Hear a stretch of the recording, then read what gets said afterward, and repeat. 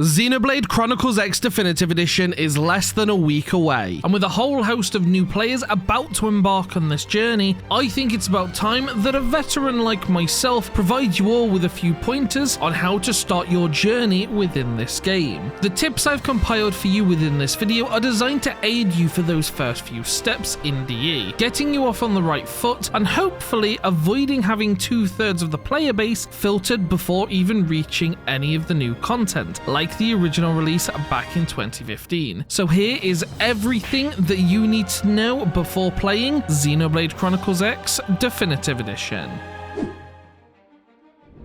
To begin with, let's get the most obvious out of the way. Xenoblade X is not like the other games. There's far less of an emphasis on story-focused content and far more attention meant to be directed at simply exploring the world. The majority of missions in Xenoblade X will require you to have met certain specifications before allowing you to continue, whether it be completing a specific affinity mission, meeting a certain level threshold, or reaching a certain survey percentage on Frontier Nav for a specific area. Either way, you'll be finding yourself out within Mira's wilderness regularly, simply exploring and looking for something to do for a large portion of your playthrough. In essence, grinding your way up until you can continue the story, albeit normally in a way that is far more enjoyable to do so. Keep a constant eye out for item mobs, as you'll want as many resources as you can find, and make sure to utilize the terrain to your advantage. You can pretty much sprint and jump up most mountains and walls in this game with careful movement, and many enemies in X are easily bypassable with similar methods, even if they are considerably higher level than you are, so don't let anything stop you. Speaking of item mobs, it's worth bringing up one of the most important choices that you'll face near the beginning of your adventure, that being which division you would like to join. Now, divisions aren't as important as they were in the Wii U release now that field skills and blade levels have been removed from the game, but I think you'll find that after a couple of months, choosing a specific division over another can actually be quite beneficial due to a mechanic known as division spoils. Effectively, every division is competing with one another on a day-to-day basis, obtaining points by completing different objectives on Mira, ranging from collecting item orbs, defeating enemies, and even unlocking treasure. But this is where things get a tad unbalanced. You see, each division receives the same amount of points for completing any one of these objectives, but each division also receives a multiplier on specific tasks, netting them additional points. For example, Curators receive a major multiplier for collecting item orbs and a minor bonus for defeating normal enemies around Mira, whereas the Reclaimers get the major bonus for unlocking treasure and the minor bonus for planting data probes, both of which are a finite resource on Mira. This is why after a few months have passed, divisions like Curators, Harriers, and Interceptors typically win these rewards consistently, and the Reclaimers and Mediators get nothing. Even so, there are other bonuses to choosing different divisions, one of which is actually a combat related bonus, so I would suggest using those multiple save files this time around and creating multiple avatars with different divisions, so that yourself and others can still take advantage of their perks and bonuses. But I'll talk more on this topic once the game is released and I make a more in-depth combat video for you all to enjoy. Another important decision you'll have to make fairly early on is which arms manufacturer you'd like to prioritize and pump your Moranium into. Up until Chapter 5, this won't actually matter all too much, as there are pros and cons for prioritizing either Grenada or Sakuraba, but after this, things change slightly. Once Chapter 5 is completed, you unlock Candid Incredible, which is by far the best arms manufacturer in the game upon increasing its level to 5. The reason being that you gain access to the easiest source of treasure sensor in the entire game. Now, treasure sensor works really simply. All it does is increase your chances of getting a higher rarity chest upon killing an enemy, thus containing a better and higher quality loot, showcased on the left hand side here via the color that is displayed, and upon reaching certain treasure sensor thresholds, you can guarantee yourself certain rarity chests chests every single time,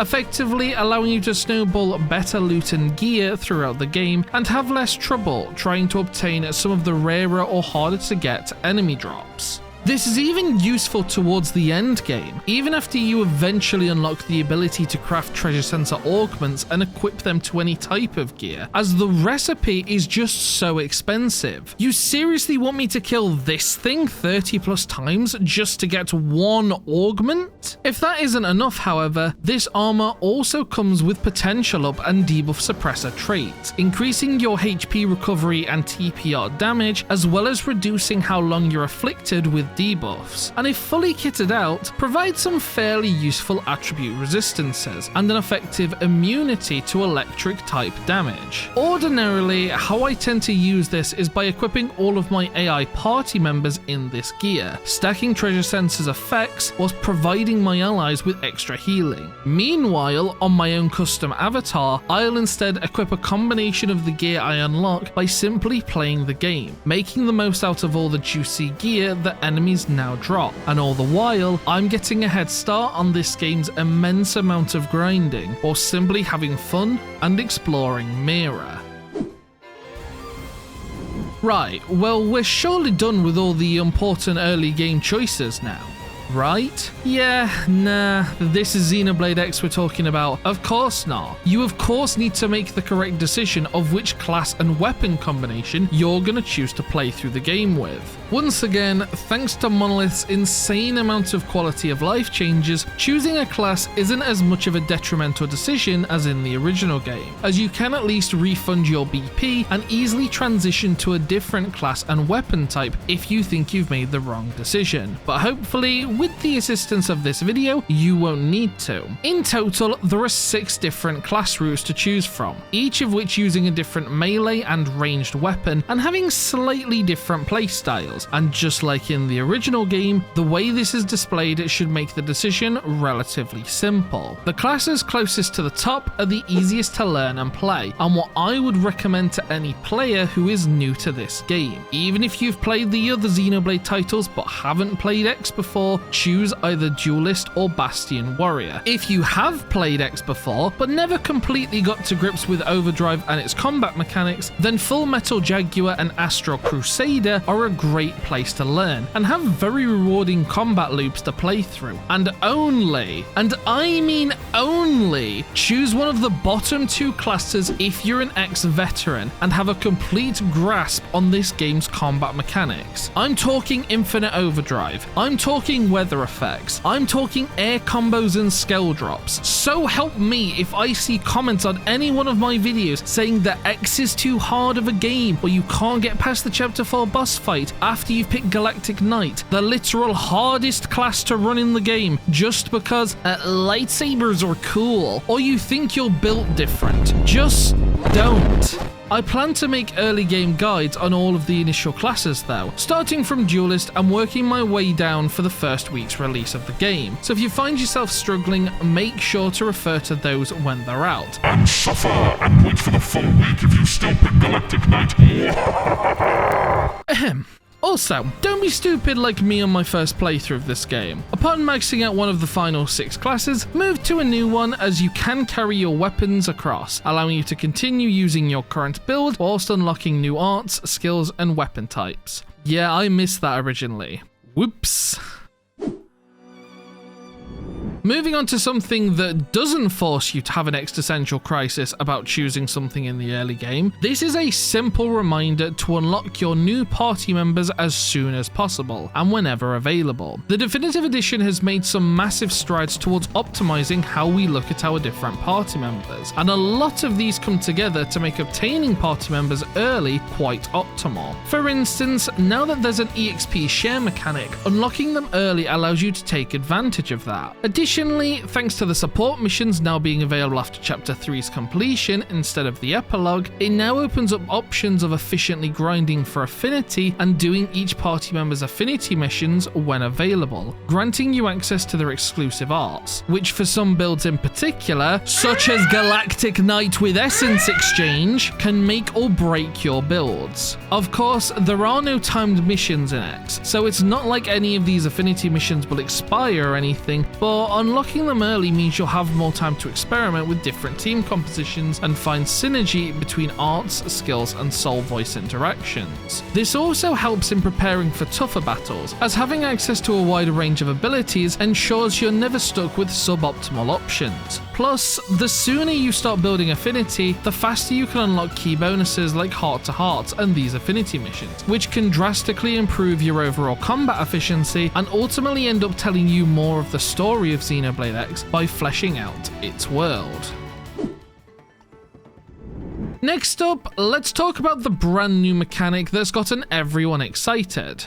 Quick Recast. Now, this mechanic looks absolutely broken for certain situations, especially considering that at some point in the story, even Skells can take advantage of it. Can you imagine an Aris Skell spamming Agashira Cannon 7 times in a row? Where this mechanic will likely truly shine is during the early and mid game, before you unlock Overdrive and everything up until the final previous chapter. Reason being that it will just simply speed up combat.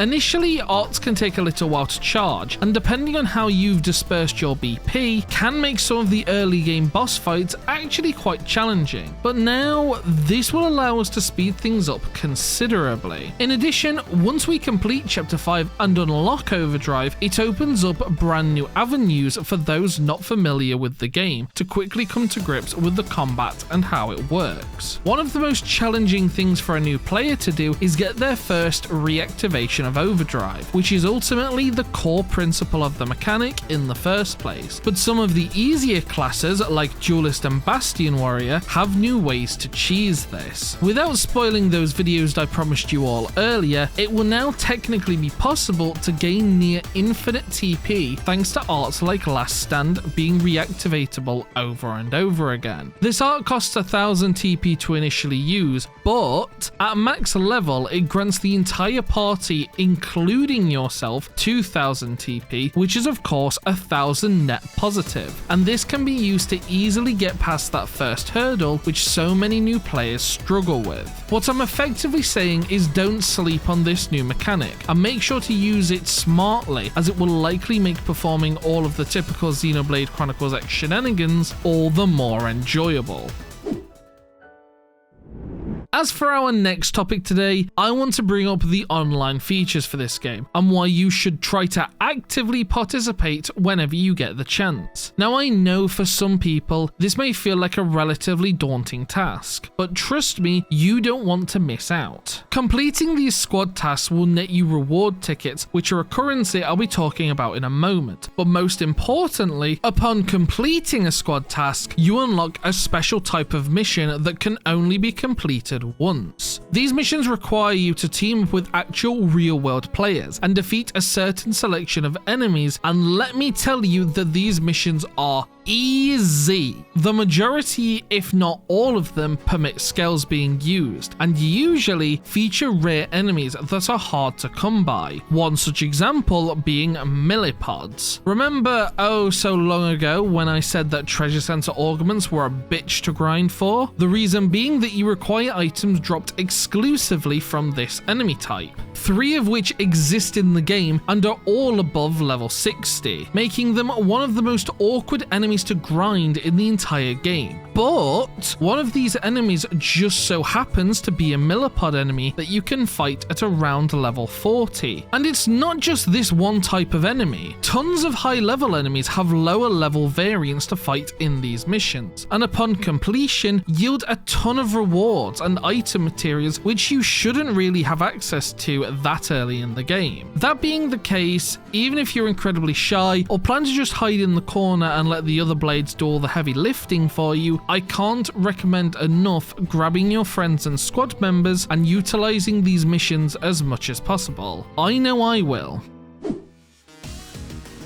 Lastly, it's time we brought up reward tickets, which is arguably the most precious resource in the entire game. Again, you gain reward tickets by completing squad tasks and missions, and can exchange these tickets for any item material in the game. And when I say any, I mean any. This was by far the most underutilized feature in the original Wii U game, as clever and careful consideration of what you spend your tickets on can allow you to unlock things like the Ares 90 as soon as you've completed Chapter 12, or whatever the new unlock requirement will be. This is one of those times where I highly recommend using your favorite wiki and looking up what the ingredients are for the skill or gear that you desire, as you can quite effectively pump these tickets into these items whilst progressing through the main story, and never have to fight some of the scarier bosses like the Yggdrasilfs or Endbringer to actually unlock what you want to experiment with. It's part of the reason that just fighting any enemy you see with the S icon above its head is so valuable, rather than spending them on cheap materials which, given enough time, enough Moranium into Candid Incredible, enough money to outfit your entire party in their gear, and enough patience to sit through my how to grind efficiently video that will be available in the near future, will not actually be all that painful in the first place. Personally, I'm dying to try out the new Horesvel Skell, and as soon as I figure out what the ingredients are to craft its strongest version, you know I'm gonna beeline my way straight for its materials. But that was everything that you need to know before playing Xenoblade Chronicles X Definitive Edition this spring. If you've enjoyed this video and found it informative, please make sure to subscribe to the channel and hit that notification bell so you don't miss out on any of the exciting Xenoblade content that I plan to bring over the next couple of months. I have a ton of content planned, and you're not going to find better guides on X anywhere else. As always, I thank you all for watching though, and I'll catch you in the next one.